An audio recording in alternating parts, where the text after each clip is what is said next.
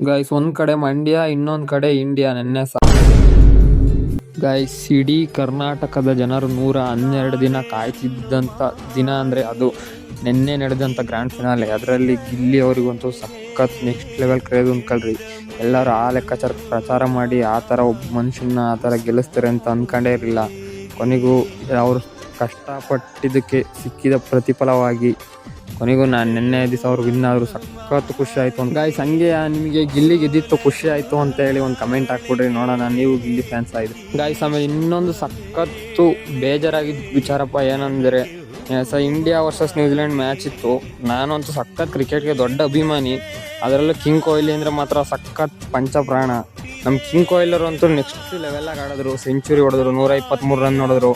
ಅವ್ರ ಜೊತೆಗೆ ನಿಜವಾಗ್ಲೂ ಅಪ್ರಿಷಿಯೇಟ್ ಮಾಡಬೇಕು ಅಂದರೆ ನಾವು ಹರ್ಷಿತ್ ರಾಣಾ ಹಾಗೂ ನಿತೇಶ್ ರಾಣಾ ಅವ್ರನ್ನ ಕ್ರೇಜಿಯಾಗಿ ಆಡಿದ್ರು ಗಾಯ್ಸ್. ಒಬ್ರು ಬೌಲರ್ ಆಗಿ ಹರ್ಷಿತ್ ರಾಣಾ ಅವರು ಆ ಥರ ಸಿಕ್ಸ್ಗಳು ಹೆಂಗೆ ಕಮ್ಮಿ ಹೊಡೆದಿಲ್ಲ ಗಾಯ್ಸ್.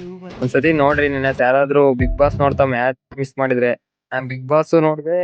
ಅಟ್ ಲಾಸ್ಟಲ್ಲಿ ಕ್ರಿಕೆಟ್ ಅಂತೂ ಬಿಡೋ ಮಾತೇ ಇಲ್ಲ. ಕ್ರಿಕೆಟ್ನ ಮೊಬೈಲಲ್ಲಿ ನೋಡಿದೆ, ಬಿಗ್ ಬಾಸ್ನ ಹಂಗೆ ಟಿವಿ ಮುಂದೆ ಕುತ್ಕೊಂಡು ಟಿವಿಲಿ ನೋಡಿದೆ.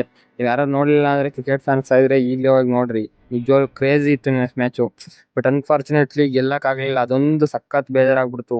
ಕಿಂಗ್ ಕೊಹ್ಲಿ ಅಂತೂ ಎಷ್ಟೊಂದು ಜನ ರಿಟೈರ್ಮೆಂಟ್ ತಗೋಬೇಕು, ಅವ್ರ ಕೈಲಿ ಆಡೋಕ್ಕಾಗಲ್ಲ ಅಂತಂದಿದ್ದರಿಗೆಲ್ಲ ಒಳ್ಳೆ ಉತ್ತರ ಕೊಟ್ಟರು ಅಂತ ಹೇಳ್ಬೋದು. ನಿಜವಾಗ್ಲೂ ಕ್ರೇಜಿ ಗಾಯ್ಸ್.